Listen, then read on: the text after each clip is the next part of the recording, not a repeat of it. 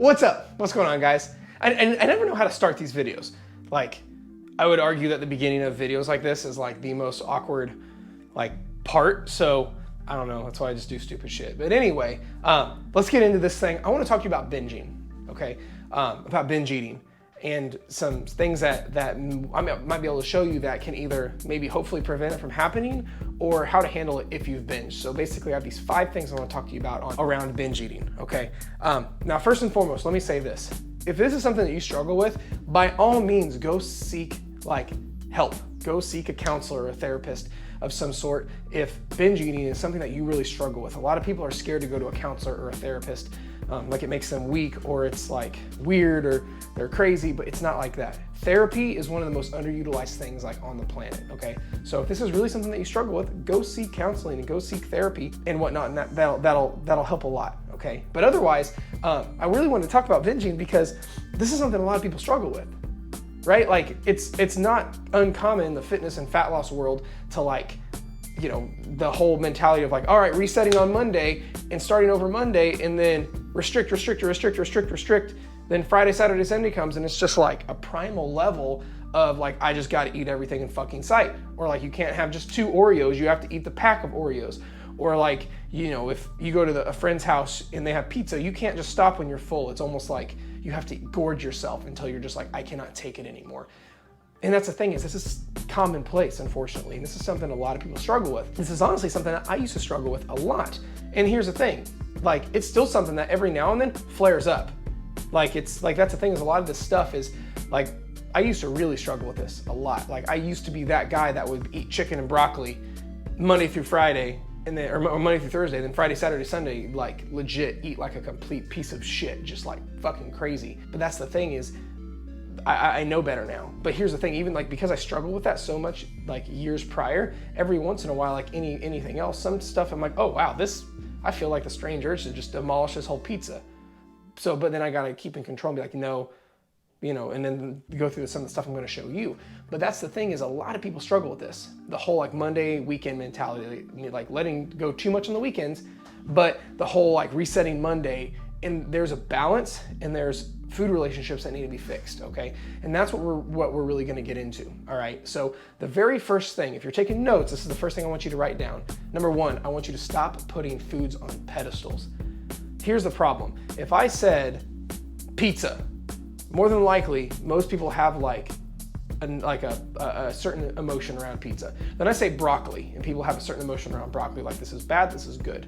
Or like apples are good, donuts are bad. Chicken breast is good, fried chicken is bad.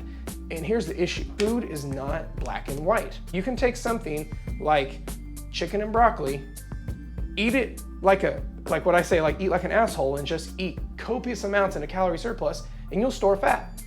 But then you could take something like fried chicken, donuts, cake, ice cream, learn to enjoy it in moderation, in a calorie deficit, and lose weight. Like that's the thing is, no food is inherently good, bad, healthy, unhealthy. So this is the issue. A lot of people are putting foods on pedestals and we have to kill that. A fun little story, like my dogs, I've got 3 dogs, okay? I got 3 big dogs. And what happens if I am at the store and I pick them up a new toy, like a rope toy, and I put it on the top of the fridge, they will literally like stare at that thing and like all the time. And then I put it on the ground and they fight over it and they get like pissed at each other. Versus, you know what happens if I go get like 3 rope toys? I throw them all on the ground and guess what? They don't give a shit because there's not one anymore and it's not special. It's always on the floor. It's not high on the fridge where they're just like staring at it and there's only one and there's 3 dogs. I take 3 and I throw them on the floor and they don't care. You see what I mean? A lot of people who struggle with binge eating have these food relationships where like a food's way up high on the pedestal. And that's a problem because the thing is then it's at the level where it's like, okay, donuts because they're my favorite food. That'd be like me putting donuts on a pedestal up here and I'm like, okay, I can't have that. And you all know how it is when like you tell a kid they can't have something, it's like that's all they want. Us adults are no different because we're just big kids. So you put the donuts on the pedestal and it's like, okay, I can't have those. I can't have those. I can't have those. I can't have those. And you're like doing one of these. You're like, I can't fucking have those. But then now you start to crave it and you're like, oh, I really want those. I really want a donut. No, I'm being good. I'm being Good. I'm not gonna do it because if I can't have all of them, I don't want any of them, which is a stupid philosophy by itself. But it's like, I want them, I can't have them, I can't have them. And then you just keep restricting, depriving, until one day you have one. And it's at just such a crazy level, you can't help but eat the whole fucking box like crazy. And then you're like, oh, why'd I do that? Why'd I binge on that? I feel like a piece of shit. Then actions follow suit. And then we're in this whole cyclical crazy thing where it's like, all right, I'm gonna reset on Monday. Deprive. I'm not gonna have it. You know what, I'm just gonna have one, blah, blah, blah. And then this repeats for all 52 fucking weeks of the year. That's the problem. Stop putting foods on pedestals. Because here's the next part, number 2. It goes right into this. Incorporate your favorite foods every single day. That's why I started the Daily Donut.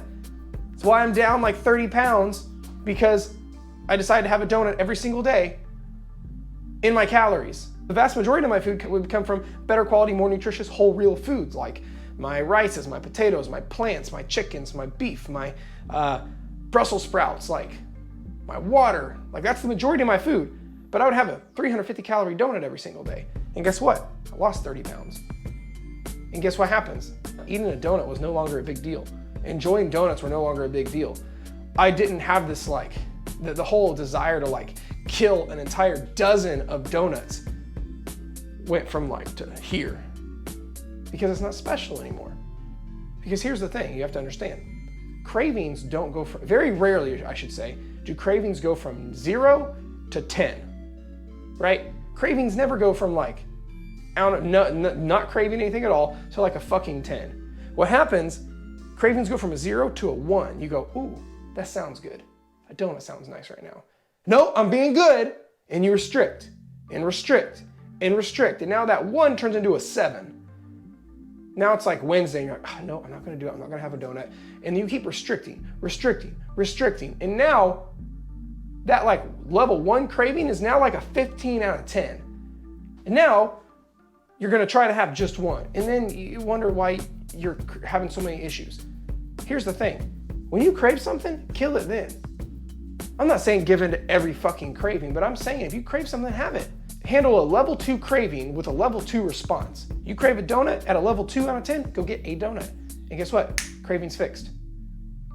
And it's not that big of a deal. Because understand this, a lot of times when it comes to binging, a lot of us have this like preconceived notion that we come from a place of scarcity where it's like, we can't have donuts ever again.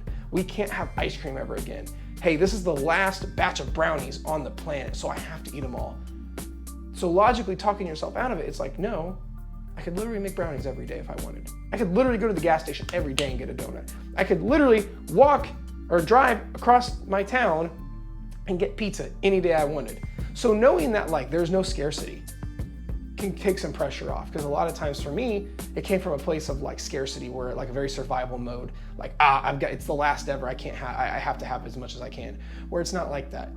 Because you have to start incorporating your foods. This is one of the things I do with all my online coaching clients who struggle with their relationships with food, is start incorporating them every single day.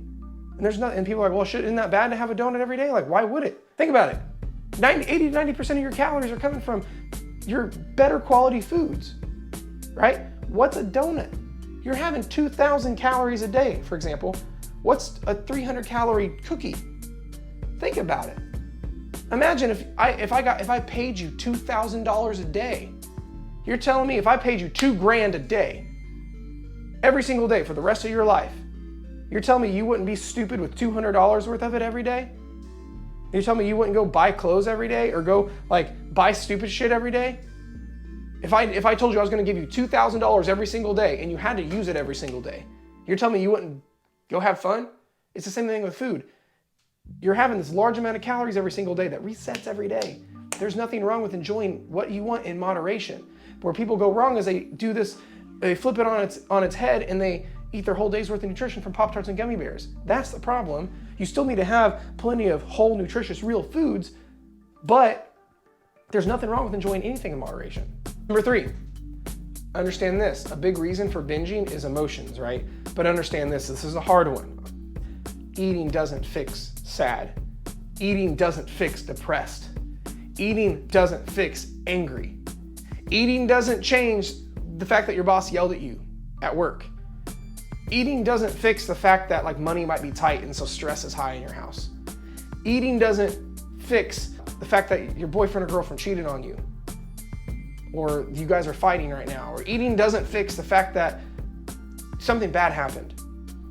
And as much as that sucks to say, because trust me, we all go through it. We all get sad, get depressed, get angry, get frustrated, have a bad day, and all we want to do is do a swan dive into a bag of chips, or get ice cream, or just say fuck it and go kill a pizza. But understand this, learn to handle the emotion. Because at the end of the day, food doesn't fix anything. Food doesn't fix happy, sad, angry, depressed. If anything, it just makes it worse, because you may be sad and you're like, I'm just gonna binge and start back over next week. But then like you eat a 3,000 calorie bag of chips and you're like, fuck, why did I do that? And now you feel bad and guilty for cheating on your diet. Like, you see what I mean? That's the issue with all of this stuff, is so much of binging comes from a place of emotion, but you have to understand that eating doesn't fix the emotion. It's like a temporary like, oh, I'm just gonna try to disguise it. But like, imagine this, let's replace eating with anything else. What if I said, I'm mad, or I'm sad, or I had a bad day, I'm just gonna sit and shuffle cards at my table? Like, we know that doesn't fix anything, right? That doesn't take any of the problems away. Here's what you have to understand. Eating your sorrows away, or the bad day, or whatever, does not take away the bad that happened, or doesn't fix anything. So making that realization and actually handling the negative emotions in a lot more positive and conducive manner is gonna help a lot. Doing things that is like, gonna help you a lot. Like, you could take a bath, you could go on a walk, you could go to the gym, you could color, you could go spend time with one of your best friends and talk this out. You could, there's all these little exercises and things you could do. You could do yoga, you could write, you could journal. There's so many other really conducive ways to handle these negative emotions, but eating doesn't do any of it. That other stuff actually can help. The eating your sorrows away and avoiding the emotion doesn't change anything. You know what I mean? I know this is a hard one to talk about, but it's super true and it'll help a lot. This is how to handle if you binged. Just bounce back. I know it's quick and it's easy and it's just a quick and easy answer and it's not sexy or exciting, but understand this. If you binged and fell off the wagon and just fucking ate like crazy over the weekend or whatever, understand this. It's done, it's in the past, you can't change it. Doing crazy amounts of cardio won't fix it. Starving yourself won't help. Fasting for the next half a day won't do anything. Spending hours and hours and hours in the gym won't make a dent. So understand this. If it's done, it's done. You need to forgive yourself, number one, and move on. And just get back to normal business as usual.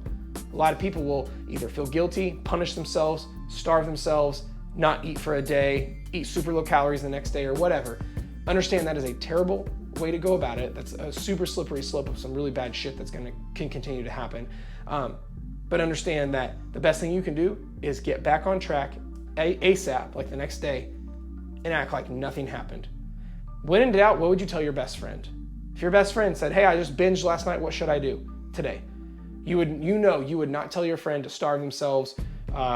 You would not tell them to do 3 hours of cardio. You would not tell them to fast. You would not tell them to go drop their carbs. You would say, shit happens. Just get back on track like nothing happened. So I want you to give the same advice you'd give to your best friend. All right, guys, I love you so much. Thank you so much for tuning into the video. Be sure, if you haven't already, subscribe and hit the little bell thingy in the video somewhere. That way you're notified whenever one of my new videos comes out. But yeah, I hope this helps. If you ever need anything, never hesitate to reach out. If you don't follow me on like my podcast or my Instagram or TikTok or any of my other platforms, check out the description below. And I've got all those resources there. And I've also got some other pretty cool free stuff in the description. So thank you for tuning in. I'll talk to you next time.